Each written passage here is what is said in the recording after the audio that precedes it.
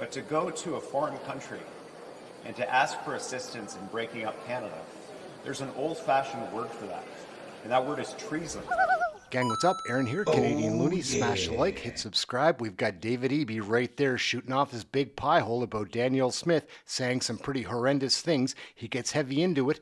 Following him, we've got New Brunswick former Premier Brian Gallant. He's another liberal hack, just like David Eby. They all sold out to the Chinese. Anyhow, following that, we've got the NDP completely flaking out, wanting to go to war with Trump. It's hard to believe. Let's get into this. Let's kick it off with David Eby. More to come after him. Let's go. I'd like to just take and pause a moment. I read an article last night in the Financial Times about a group of people from Alberta, I won't describe them as Albertans, who went to the White House seeking the assistance of the United States to break up our country. Now, I understand the desire to hold a referendum, to talk about the issues you want to talk about in Canada. We got free speech, that's important. But to go to a foreign country and to ask for assistance in breaking up Canada, there's an old-fashioned word for that, and that word is treason. It is completely inappropriate to seek to weaken Canada, to seek to go and ask for assistance to break up this country from a foreign power. And with respect, a president who has not been particularly respectful of Canada's sovereignty. I'm going to be raising that issue at this table. I think that while we can respect the right of any Canadian to express themselves, to vote in a referendum, I think we need to draw the line at people seeking the assistance of foreign countries to break up this beautiful land of ours that our forefathers, our foremothers, our parents, our grandparents fought for. You know, there is a line. And especially at this time when all Canadians have to pull together, I think we can speak as one voice about conduct like that. So there are important issues to discuss at the table today. I look forward to the conversation, and thanks very much for being here. We'll just hop from one creep to the other. David Eby's got to go. Another creep that we've got coming up, Brian Gallant, former Premier of New Brunswick. He's going to shoot off as well. He's overstepping his bounds in the CTV news propaganda machine. We'll never call him out on it. Let's take a peek, smash the like, hit subscribe. Can I start out by asking you around these comments, your view on what we heard from Premier Eby earlier, calling this treason? What do you think?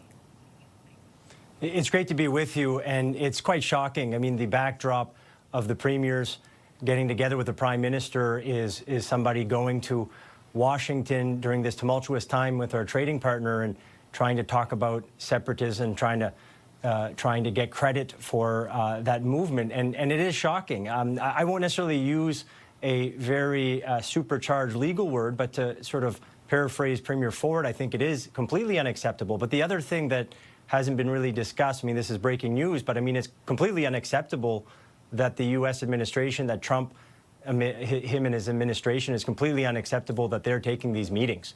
Imagine if Prime Minister Carney was taking a meeting with a group that is trying to have California separate. I just think he would go bananas. It is completely unacceptable that they're doing that. And of course, it is coming at a time where we need to be banding together more so than ever before. And I have to give credit to the premiers and the Prime Minister. I think they're all going into these meetings today and their discussions yesterday with this Team Canada approach, and I think that's exactly what we need. And we're going to talk about Team Canada in just a second. But the one premier we haven't heard from on this is Premier Smith this morning. Do you think that she should be coming out and making some sort of statement on this? 100%. She should completely condemn these meetings. She should say very strongly that there should be nobody from Canada meeting with a foreign government talking about people separating within our federation. So yes, absolutely. And look, to her credit, I think she has made it clear that she's not for Alberta separating. I would certainly like her not to toy around with referendums. I think we saw what happened with Brexit. I believe the UK government never thought that a referendum would go the way that it did. So it's something that they really have to be careful with. And the other aspect that really worries me about all of this is foreign interference. It's money from the U.S., not necessarily completely linked to political parties, but potentially, and money coming in trying to influence Albertans and putting falsehoods out and trying to use disinformation to have Albertans maybe gain some steam, have this movement gain some steam. That worries me quite a bit. And the idea that they're taking meetings, we don't know what's being discussed, that certainly is something I think the Prime Minister and the government really need to think hard about how they ensure that none of that's going to happen in the next few months. How unified do you think the premiers are? And this comes a day after we saw a softening and some agreement between Eby and Smith on expanding the Trans Mountain Pipeline, and now this. So we see this united front. We hear it talked about. What's your feeling on how connected the premiers really are right now? Look, at the top of the hour, I believe you had some workers that are losing jobs and their colleagues are losing jobs in Oshawa say that, things that are out of our control have kind of sideswiped us. I thought they eloquently explained the situation, and I think the premiers recognize that. The premiers are coming together at a time where they know there's a lot that they can't control, but there are some things that they can control, and what they can do is band together, work together. Doesn't mean they're going to agree all the time. We certainly have seen that in the last few days and weeks, but trying to move some major projects, trying to move some things that will help our economy during this difficult time when we have so much around us that's unknown, so much uncertainty, I think is crucial. And really, credit to Premier Eby. I know he's not supportive of the deal that was struck between Alberta and Ottawa, and he nevertheless, I think, came out very thoughtfully, making it clear he's not for it, but sort of not really ramping things up, not going into sort of rhetoric that would spark any huge debate to have a sort of chasm between the premiers, and Ford as well. He would have all the reason to be very upset over the last week or so, and yet he met with Carney prior to this gathering in Ottawa over pizza and said, yeah, there's some things we disagree on, but to paraphrase him, 99% of the things that are important we agree on. So I think the premiers are really making a big effort to show a Team Canada front, and we see on the backdrop with this meeting that's happening in Washington, it's sorely needed. Brian Gallant is the former New Brunswick Premier. Thank you so much. Really appreciate your time and your analysis with us this morning. Thanks for having me. You've got to check this out, gang. We've got NDP interim leader Don Davies wanting to set us up to go to war with Trump. It's ridiculous. Who do these NDP fools think they are? Liberals? Today in Parliament, Canada's New Democrats will be requesting an emergency debate on the recent deeply concerning statements and actions by the Trump administration that have grave implications for the sovereignty and security of Canada.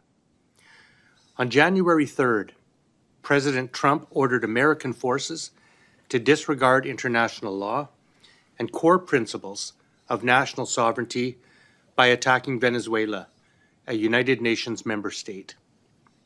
Following this act, President Trump stated that the U.S. would, quote, run the country, end quote, and specifically referenced Venezuela's oil reserves as a prime motivation for this assault. This aggression was followed by President Trump's announcement of the establishment of a Dunro Doctrine, considering the entire Western Hemisphere to be within the sole hegemonic control of the United States. President Trump and senior U.S. administration officials then expressed their intent to seize Greenland, an internationally recognized territory of Denmark, another UN member state, and importantly, NATO member.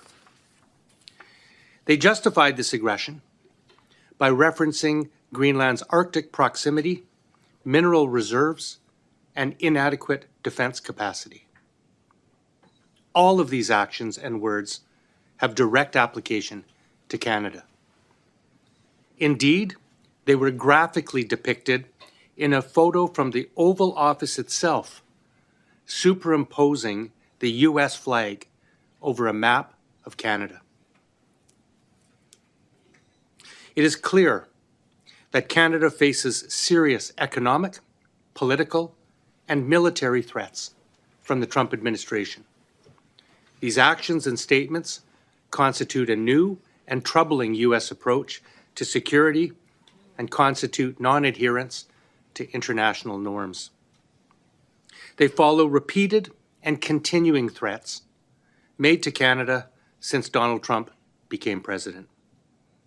Taken together, these developments have urgent, pressing, and profound implications for Canadian security and sovereignty.